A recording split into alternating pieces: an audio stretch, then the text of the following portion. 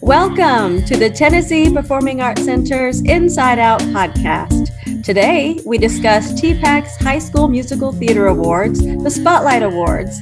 We'll meet the winners and hear about their experiences doing shows at their schools, performing at TPAC, and then in New York City at the Jimmy Awards. But first, let's hear from TPAC's Education and Enrichment Director, Cassie LaFevor. Hello, Cassie. Hi, Kristin. Tell us a little bit about what are the Spotlight Awards? The Spotlight Awards, first of all, is just wonderful. It's a fantastic program that we are thrilled to have at the Tennessee Performing Arts Center. It is a high school musical theater awards program, part of the Broadway League that has the Jimmy Awards. So as part of the Broadway League, the Spotlight Awards then gets to send their winners to New York. But in general, the Spotlight Awards is an arts education initiative that really focuses on the goals of celebrating arts, helping to grow the arts community, and to support the arts education that's already happening in Tennessee. How do the schools participate? Do they have to apply? What's the process for the schools, and how do they even learn about the Spotlight Awards? Schools apply online. Our registration this year will be open very soon. It usually is open in August, and it is first come, first serve. We have two separate levels of participation for schools. They can participate in the adjudication level that gives them access to learning opportunities throughout the year and community building events, as well as having an adjudicator come to their musical. This level is available to get nominations, to get awards, and to have the possibility of their students being part of the Jimmy Awards. The other option for schools is our community level, which is a free version of the program. It doesn't include the nominations, adjudication, or awards, but it does include all of the learning opportunities and community building events throughout the year. So students still have access to master classes with Broadway performers, to all kinds of fun events and things to get to know other people in the community that love the same thing they do. That is fantastic. How long has TPAC been doing this? You're going to have to edit this part because I don't know. I think it's 7 years, but I have to actually add it. Okay, you add that and let me know. Do we need to do some math? Me too. Because and pandemic time, it's so hard to calculate. So that's the thing. Okay. So this will be our 7th year of being part of the Spotlight Awards. Lipscomb University is our founding sponsor. They started the High School Musical Theater Awards as a local program 3 years before that. That was just happening locally. We joined in 2017 and partnered with them to allow the winners to be able to go to the Jimmy Awards because of our partnership with the Broadway League. So this is the 7th year. 2 of those were during COVID. So 2 of those years were virtual years. Yeah, the pandemic, it just kind of put a ringer in our plans, but we were able to adjust quite well, I think, doing a lot of virtual programming. Well, let's hear from our 2022 Spotlight Award winners, Angelis and Xander. Tell us, first of all, about yourselves and where you went to school and how you got involved in musical theater productions. Xander, let's start with you. Okay, so I'm from Nashville, Tennessee. First of all, that's like the most important thing. I attended John Overton High School for all 4 years, and when I started doing musicals, I think I started my 6th grade year in middle school, and my friend came up to me and she was like, "Man, you're a really good singer. You should try it for one of the shows." And me, when I was younger, I never thought that would be something I would do. Like, I was like, I want to be in sports. I don't want to have anything to do with like music and this, that, and the other. So split second decision, like on the day of auditions, I was like, okay, I'll just stay and do it. And I think the show was Mary Poppins Jr. And I did it, got the results back. I was George Banks, and ever since then, it's been all I've ever wanted to do and all I've ever done. You got bitten by the bug. Yeah, definitely. So I did that my sixth grade year, and then didn't do it seventh grade year for, I guess, some stupid reason. And then eighth grade year, I did Little Mermaid, and I was Sebastian in that, and Sound of Music, and I was Max. And then freshman year, I was in Bonnie and Clyde. I was young Clyde. Also, High School Musical, I was Ryan. And then sophomore year, we did Once on This Island. I was Ogway, and that was definitely one of the most fun roles I think I've done. Mm-hmm. And then COVID, kind of all that happened.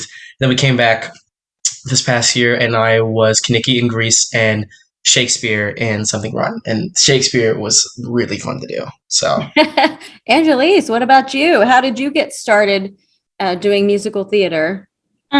Hey, I'm from Nashville, Tennessee. I say I'm from Nashville, Tennessee. I'm actually from the Laverne, Smyrna area, and now I live in Franklin, and then I'll be, somewhere else in the future.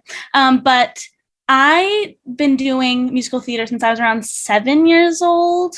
Officially starting in second grade, as Nurse Betty in Flat Stanley Jr.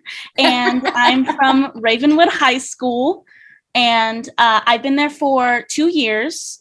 I was there for 2 years. My junior year, which was a hybrid year, and then my senior year, which was pretty in person. And I did Footloose. I was Arlene in Footloose. And then I was, in the fall of 2022, I was Jo Marsh in Little Women.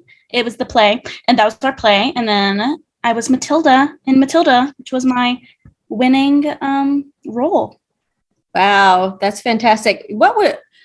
Now this is for each of you, and Angelis, you can start. What was your favorite moment in in your high school production that brought you to TPAC for the Spotlight Awards? Do you have a favorite moment in that particular production? Yes, within the production, outside of the stage, off stage, are my favorite moments that I think make you as an actor and as a person better, but also just betters the community. Some of my favorite moments that I think, just makes us who we are is what we share off stage. The bonding. Kelsey Sumrall, the director at Ravenwood High School, does this beautiful thing where she makes us lay on the floor of the RPAC, which is what the craziest thing, but we lay on the floor and close our eyes, and she just talks to us to truly get into character and to know ourselves and how we function as our character outside of what's on the page. And it's beautiful. It makes us, and it's uncomfortable initially when you first do it, because you're like, what the heck are we all doing on the floor of the dirty floor of the, the stage? But what does that mean? And how does that affect us as actors? And what are we doing? We're doing something, but what is it? And it's a beautiful journey to figure out with your peers and people who are equally as passionate about something as you. That's interesting. Xander, what's a favorite moment for you? I want to say my favorite moment, I think, is when I was Shakespeare, and I think all of just Willpower, the song, because I think one of the things I love the most about theater is anything that involves kind of crowd involvement, or getting the crowd really hype and enjoying what you're doing. So I really like Willpower, especially when I did the TPAC, because having that energy to play off of is one thing for your character, but kind of being able to play to the audience and in different ways, and just seeing how they react, or just getting them behind the song and making everybody hyped up. I think that's probably the best moment, because it's just I get to just be me and just get to work with my people, because all people in the audience, especially TPAC, were my people, people I know, people I work with. So just and knowing them and bringing that energy and them giving that back to me, and it kind of just being this exchange of energy, and it just being able to groove and do my thing. I think that's probably was the best part. Yeah, that's great. So you mentioned performing at TPAC. How did you both of you, how did you find out that you were nominated? And then what was the experience like going to TPAC and performing at TPAC? Xander, why don't you start? How did we find out? Was it like an email? I don't even remember. It was Instagram. Remember the Instagram? Okay, yeah, Instagram. Right. We have the whole day of like, yeah. So to add to that, we found out on Instagram because we do like a whole takeover day where we go through like who's nominated for what, like different categories. So you find out that day, and then there's 50 of us that are like outstanding lead actor, actresses that go for like the whole audition process. And it's a 2-day process, 2 days? I think it was 2 days. 2-day process where at first it's kind of get to know everybody. You go through like a little dance call and then learn the music for like the show that we'll all perform together and really get to bond and know the people around you. And then we have our first audition at the end of the day. And then we do that. And then after that, we selected 16 for like the final round of auditions. And that day is just strictly just auditions, going through again and singing your audition and then singing another song with that.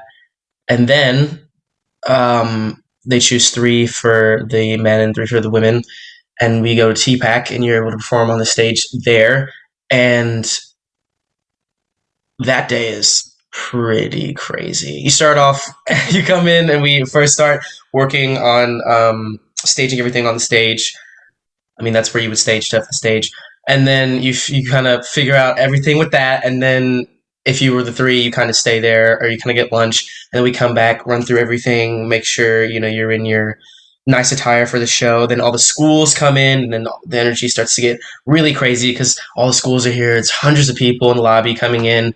And then the ceremony itself is just amazing. It's just, watching all the awards go by, seeing everybody, like, being dressed up and having such a great time. And then seeing the different performances for other schools, because there's 10 schools that are nominated for like best musical, and they'll go up and perform their shows. And then the finalists who go up and perform, and seeing all of them perform was amazing. And then at the end of the night, they decided who won, and we ended up winning. And that was equally as crazy as everything that happened before that. But I mean, yeah, that's kind of just a roundabout way of explaining it. Angelis probably do a way better job of explaining it because Well, I'll just talk about how I found out that I got nominated in the top 50. I can assure you that is the most nerve-wracking thing in the whole world. I left my 8th period early to go into my, everybody left to go to Miss Sumrall's office so that we could crowd the phone waiting for the last nomination. It's a pretty big deal, for people who are eligible. And you're just crowding the phone, supporting everybody, holding everybody's hand. And then you see it and everybody's freaking out, and it's so cool, especially getting nominated for Best Musical. It was the coolest thing because, you just ended the show, but then you're like, oh, wow, I get one more shot to just have so much fun. We did Revolting Children. And it was just, that's the best song. And it's so fun. And that was just amazing. And the process that he was explaining about, going to the auditions and getting to meet everybody it's just so nice. It's like a breath of relief. You're just it's obviously crazy. You could go to the Jimmys after this, but also it's these people are just so kind and everybody wants to be here. And it's so nice, so refreshing. And it sounds like, I'm glad to hear you say that because it sounds like a lot of pressure also, Yeah. a lot of auditioning. What was it? How did that, do you feel more confident going into auditions now because of the experience that you've had doing the Spotlight Awards? Yes, I definitely do. But we're privileged enough to be we had the best outcome out of everybody because we got to go to the Jimmys, right? So of course it's going to, that has to mean something. But I think in a general way, just to realize that everybody wants to be there and everybody wants you to do your best. Not only the people on the panel, you think the people on the panel are against you, right? But no, they want to see you succeed. They want to see what you bring to the table, how you're different, but also the people who are in the waiting room with you. Everybody's getting to know each other in such a little amount of time. We're what are you doing? What are you singing? Oh my God. And you hear them in the practice room and you're you're so good. And we're clapping for people as they leave the practice room. That's amazing. And you're going to encounter some people who don't want you to succeed, but that should just only empower you. They're going through their own thing, let them do that. But you have like a whole group of people who want to see you succeed. Mm-hmm. Yeah, that's pretty amazing. And Kristin, one of the things that's great about the Spotlight Awards is that we are an awards program one day out of the year, but we're an education and community program the other 364 days of the year. Mm-hmm. Mm-hmm. So I would personally love to hear Xander and Angelis talk about what kinds of learning experiences and community that they felt going through the year as well. Oh my goodness, okay. I'm trying to remember. We have another Spotlight Day, and that's full of just workshops and working with like the community around Spotlight. Right? I don't remember which day it was, but I know it was virtual this year. And they did the coolest thing. They sent the like kickoff. Yeah, the kickoff. Yes, so, and they sent. That's probably one of the other like really like big things that like comes to mind. And they did this amazing thing. They sent every single school like kickoff like baskets of like attire to wear during the ceremony and different stuff like that. And it was just so cool, especially even just to be virtual. It's even virtually, it felt like everybody was together, everybody's family, everybody's like learning stuff. We got to do a little dance call with Josh Jordan. That was really fun. He's really good. And we got to talk through like meet the staff for this year, talk about all the things we're going into Spotlight this year. Gave out like prizes for going to see shows for like little raffle thing like that.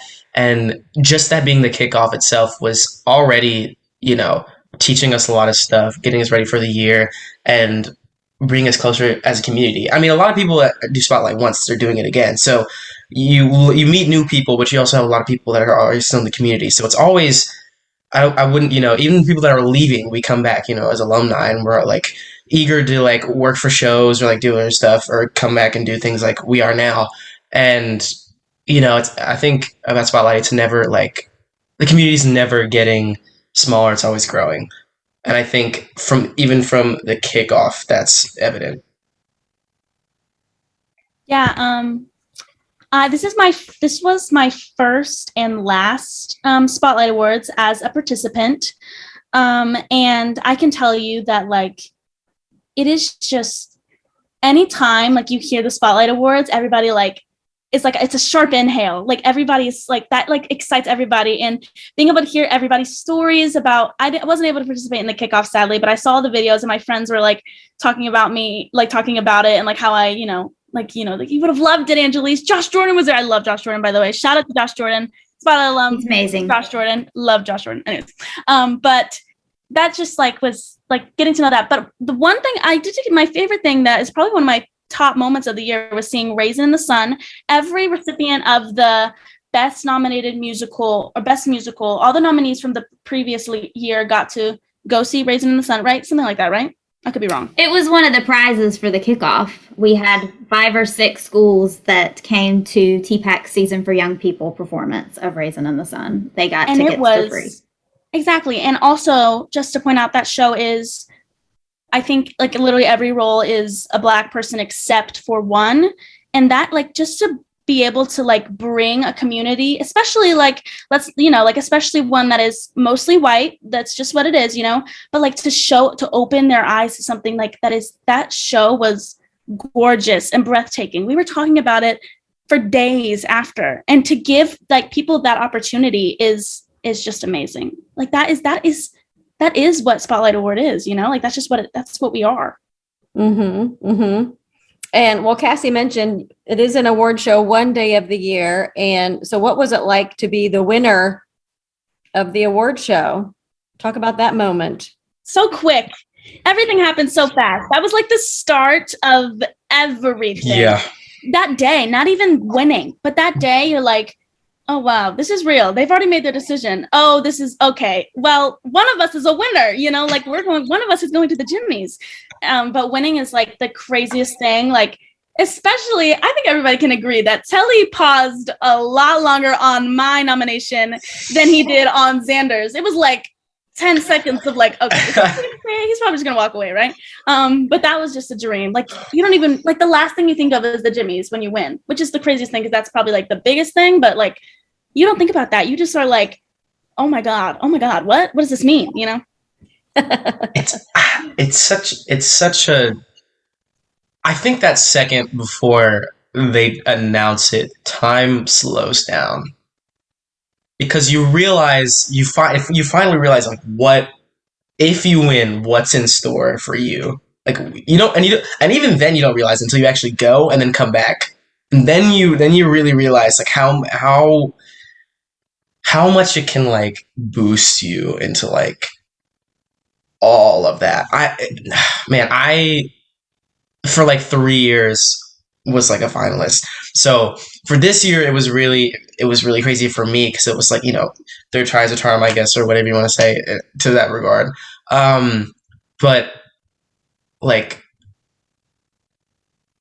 it's just unreal, honestly. Especially, and again, coming from, because 3 years in a row, I've tried and I didn't get all the way. So I was like, to finally get all the way, it's like the whole like arc of like going through it, and then getting there. It's not really a feeling you can like express. It's crazy.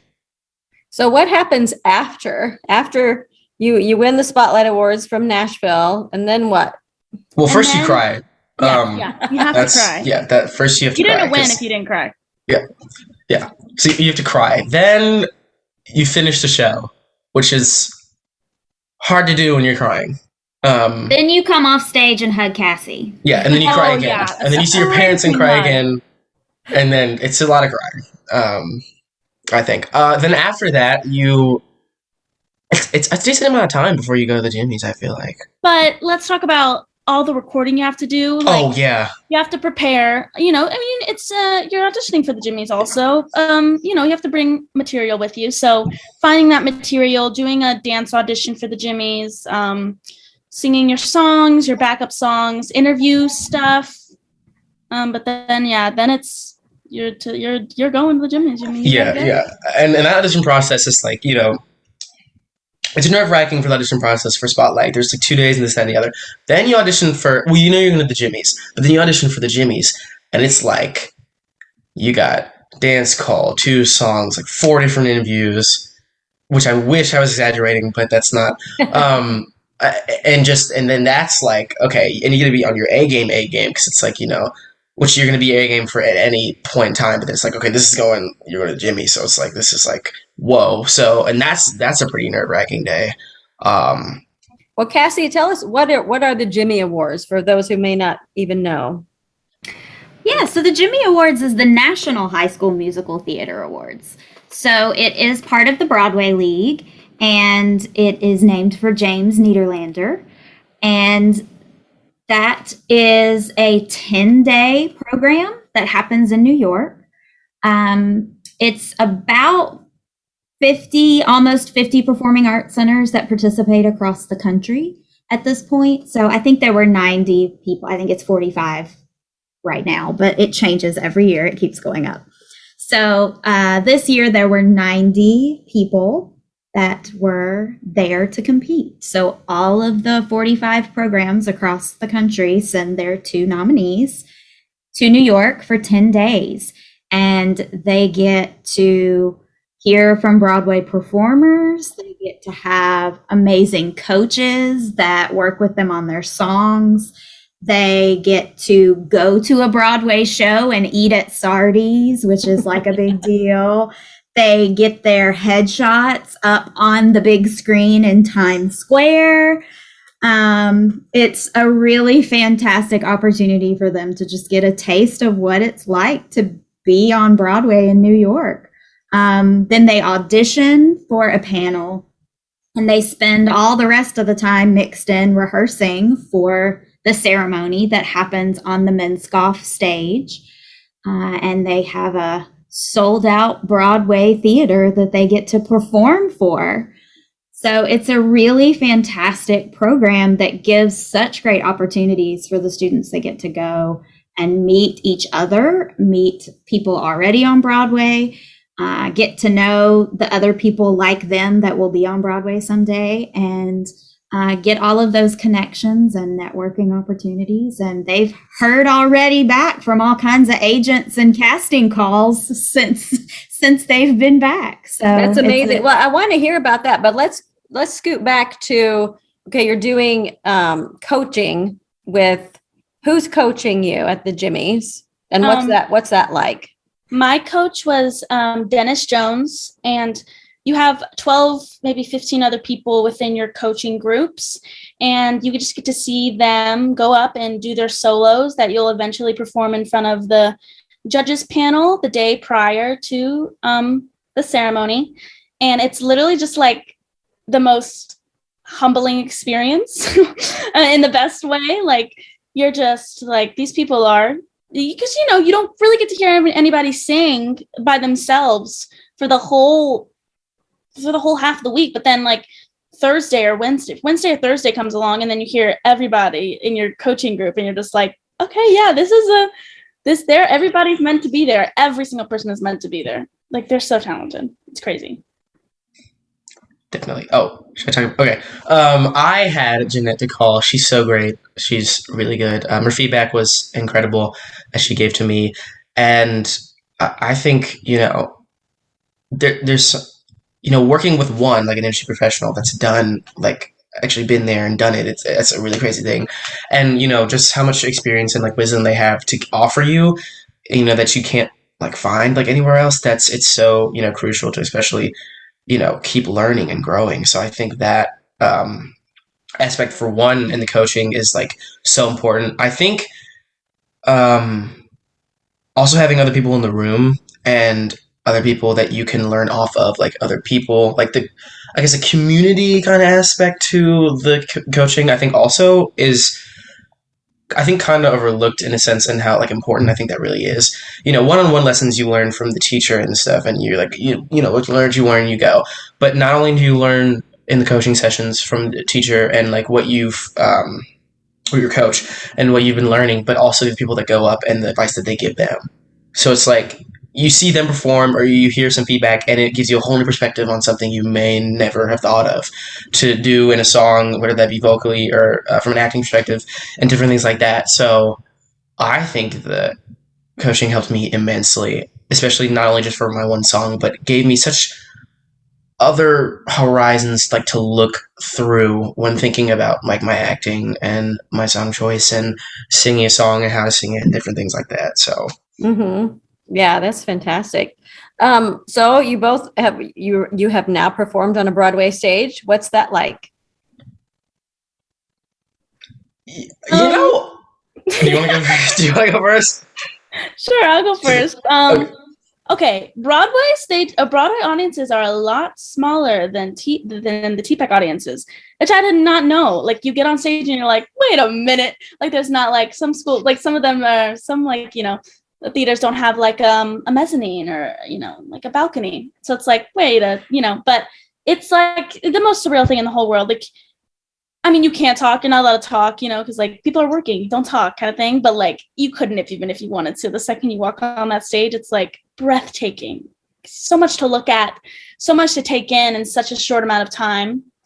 Like your Broadway debut, and you've been rehearsing for a week. Like, that's crazy, right? Like, that, I don't know, like that has to mean we're all like crazy talented. If every single one of us can do that, to absorb in a week and to not freak out on stage and like screw up, like all of us are bumping into each other. Like, none of that happened. It was magic. Keisha, our choreographer, said that. She's like, you guys, like, she was like, you better learn this because you're going to be on stage. And if you don't focus now, you're going to on stage, and that's not because that's on you. And every director's like that. They're always like, that's not on me, that's on you. I'm not the one messing up on stage. And I was like, you're always like, whatever, man. But like, it's Broadway. How do you not expect to literally like pee your pants? Like, but we didn't, because we had amazing preparation. Just saying. Love you, Keisha. Love you, Keisha. Yes, definitely. Again, that's what I'm saying. You don't realize how big of a thing it is when you win. You don't realize how big of a thing it is when you have the whole week, and then you realize it when you're there. And then you're like, oh, like I'm on a Broadway stage where some, famous names have performed multiple times on end for crowds. And it's like, and, you finally made it here. You've done all the hard work, and it's like, it's happening. And it's like, like it's just wow. And I think also for me, along with that, it gave me a sense of pride. I think, you know, just being able to represent, you know, well, one, my race, two, you know, where I come from, and like represent myself and what I know I'm capable of doing, and like, and what I know all these people around me are capable of doing, and having that chance to do that, it gives you a sense of pride, and you know, it makes you feel like all this you're working for has been worth it, and I will continue to do so for, you know, to be able to create such beautiful artworks for people, to teach somebody something, to help somebody laugh, to do anything like that, and to me it felt right, because my whole life that's all I thought I wanted to do, and that's all like I wanted to do, and when I was there, I was like, yeah, this is. Yeah, very reassuring. It didn't shake me. I was like, this is still what I want to do. This is. Yeah. So what happened after that? What happened after the Jimmys? Party. Woo! Yeah, we all partied. So after the Jimmys, y'all came home and you were both in a community performance. Oh, yeah. Together, they performed in an Act 2 show, which is a community group in Franklin, Tennessee, and they were in Les Mis and played father and daughter. So I would love you guys to talk about that experience after going through Spotlight and Jimmy Awards together and coming back and performing together. We really came full circle there, didn't we? Yeah, I know. Like, you never think you're going to get close to somebody. Like, you know, it was hard to like absorb all the information in a week, but also to be able to create connections with people. So me and Xander, like, I'd never known Xander. I had like, he uses the same vocal coach, Zach Shockley, as me. Exactly. So I'd like seen him in passing, but like never talked. Maybe like, hello, you know, and then we're on our way. But Xander's like my brother. Like, he's like, we're literally so close, especially doing a show together. Like, but also experiencing the Jimmys and the Spotlight Awards just made us really close and understand each other for actors and performers, but also as people. And being able to share a stage with this man is like I hope every person gets to do it, because the second in rehearsals, like everybody's jaws to the floor with this man's talent, especially a role like John Valjean. Well, yours too. Like, don't this both of us. Oh, both of us. No, both of us. Stop it. Both of us. He's literally just so talented, and he's on. Like when he's off, like he's goofy, and like, you know, everybody knows Xander. Like Xander's goofy, whatever. But like when he's on, it's like that's the most beautiful thing, being able to see somebody switch, and he does it beautifully, and it's so cool. It's so cool. And you do too. Your character work, I think, is something that is so, to go from Matilda and then to go on to the Jimmys and just being like regular, and then going, you know, to Les Mis and play Cosette. Your character work is like so into like the character. You are so much the character, and that's something I'm gonna work on to get there, because it's something that it's like, wow. And you sing incredibly too, and every time, like, you know, like, it's not just me, don't think, because that's not the case. But I think, you know, yeah, like you get close to like siblings basically, and it's like you continue to do that, and then doing coming back and doing Les Mis and being Valjean. I think you come back and you have so much confidence in a good sense, not in a conceited manner, but like you know, you've learned so much more, and you feel more like in tune to like you as an actor, and like how you go into roles and how you're going to play something. So like coming back and playing Valjean, and it being really probably like the first serious role that I've done, and just having this different level of like, I guess, awareness, like actor awareness, and like level of material I could use and technique and learn that I've learned to put behind the character. And I'd probably say it's like my favorite role to date, because I really got to use everything I learned and dig in to something completely different, and also, did it good, I think. What? Stop. Yes. But also along with that confidence is like pressure. Obviously, like, come on, like, just like, you know, how everybody, you just won an award, you know, you gotta back it up, you know, but Xander did that seamlessly. I think I'm going to be a little selfish. Say we both came back. We both bounced back from the Jimmys. So Cassie told me that the two of you also were approached by agents from the Jimmy Awards, I guess. Did the agents see you at the Jimmys? How did that come about? I'll let you answer that one first, because you got some really good going on. So you answer that one first. I mean, I think so. I think that's how it worked. Like, they come to the Jimmys to watch and stuff, and then, you know, if they need you and, you know, want you, they'll approach you. So they go through Rachel, and then Rachel is like the producer of the Jimmy Awards. Love Rachel Reiner. She's a queen. She's so great at her job. She does the most communicating with like the regional theaters and, like, you know, but she's great, and they go through her because, like, you know, she can't give them our information, and then we choose whether to accept or, you know, decline the offer. I'm now signed to the Stewart Talent Agency, and I'm so blessed for that. Bonnie, she's great. She's my agent. She's great now. And then also I had a few casting directors who just to have your headshot and like your resume. So if they need somebody with, you know, with what you can do or how you look or whatever, they're like, okay, perfect. They need a non-binary Latinx person. Perfect. I know a person. So like, that's how that works. And it's great. It literally, there's so much more that can happen. Obviously, Andrew Barfeldman, Renee Rapp, Eva Nobledeza, I'm like, excuse me. You know, like these people who, you know, made it literally to Broadway again. Like, that's crazy. Mm-hmm. Mm-hmm. Yeah, I think probably the most significant one was they're creating.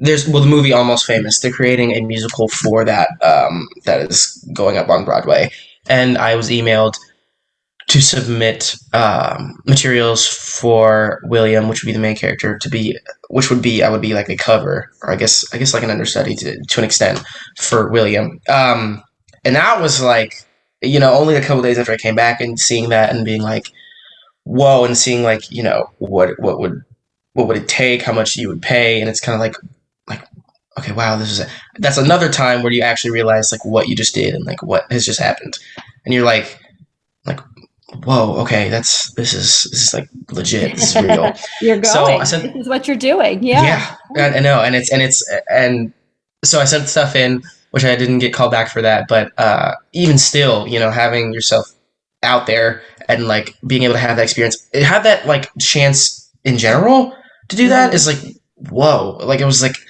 I think I had 2 other ones for workshops for shows in progress that I was also contacted for, and then just sending in headshot resumes, like Angelis said, which again, it's getting yourself out there. That's what you want.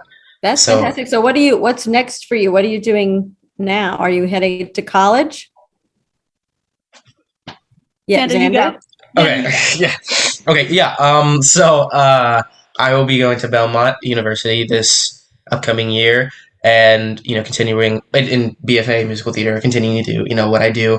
Hopefully, to be able to work with the Rep, which is a theater group in Nashville that works out of TPAC, and hopefully work for TPAC as well, possibly by the time doing stuff like that. So, you know, just finding work around town and continuing to, you know, work on musical theater, like all aspects, working on that, and hopefully one day, you know, getting back to Broadway. That's the goal, and maybe film. I thought about that too. Nice. So nice. What about you, Angelis? I'm headed to Rider University in New Jersey, which I'm so excited for. I'm majoring in musical theater, and yeah, obviously, with the blessed agency that I was, you know, privileged enough to get, I hopefully can work and maybe start booking. I'm definitely open to film, but theater is my calling. But like, I know, like, any form of acting, any job I can get, I need to get in my bag. So that's what it is. Make the money and be passionate about it. I think that's great. Well, what is your advice, or what would you say to students? Because you're still students. I mean, you are absolutely professionals and on your way to being professionals at this point. But what would you say to students that are in middle school or even elementary school? They're doing their first shows, or kids that are in high school that are, wondering whether or not they want to do this, what's your advice? What do you say to them? You can do that one first. I might need a second to think. Sounds good. If you're listening, if you've listened through all of our, rambling on about how talented we are. No, but speaking as a queer, non-binary person of color, it takes a lot of bravery to jump into something that maybe isn't or hasn't always been representatory of you and who you are and things about you in which you can't change. But that bravery, just that leap of faith is all it will take, is that bravery and that leap of faith. Because once you try it, and this is for anything, but once you try something you are truly passionate about, passion will take you to the highest, heights, and you will be able to reach the stars if that, just with that passion. So lean into that and trust yourself and trust your talent. Nice. I think one of the things I'd say, and it's kind of like my MO, is be unapologetically you. That in this industry, that's what they want. That's what they don't want to see. They want to see you, and they want to, obviously be kind and be everything like that, but be you, because they want to see uniqueness. Everybody, at that point, everybody's got the talent, everybody's got the skill, but they want to see the uniqueness that you can bring to something. And the 100% that you give, and that drive and the uniqueness, that's what they want. So that's one thing I'd say would be, just be you, just have fun and be you. And also to add to, being a person of color, and that goes in, being you goes into that, but also, don't let that stop you or make you shy from what you want to do. Let that empower you and give you pride for your community to push forward and do something that not a lot of these people get to do and that would want to do, and be that light for them. That's what I would say. Yes. Nice. Well, I know you are alumni members now for Spotlight, right? Yes. But please keep us posted on you. We're gonna keep track of what you're doing, Totally. and we're going to keep our eyes on you, and we'll hope to see you again on our stages, of course, at TPAC, but also everywhere else too, on Broadway, on tour. That'd be cool. And thank you so much for joining us today. Yes, thank you. Yes, thank you so much. I really This is appreciate awesome. it. You guys are. Thank you for giving us this opportunity and to speak about our experiences. I think we're both. We're both very grateful for that. Definitely. We hope you've enjoyed today's podcast. We'd like to thank our sponsors, the Tennessee Arts Commission, the Metro Nashville Arts Commission, and Nissan for helping to make programs like these possible at TPAC. You can find all of our podcasts at tpac.org or on all of your favorite podcast platforms.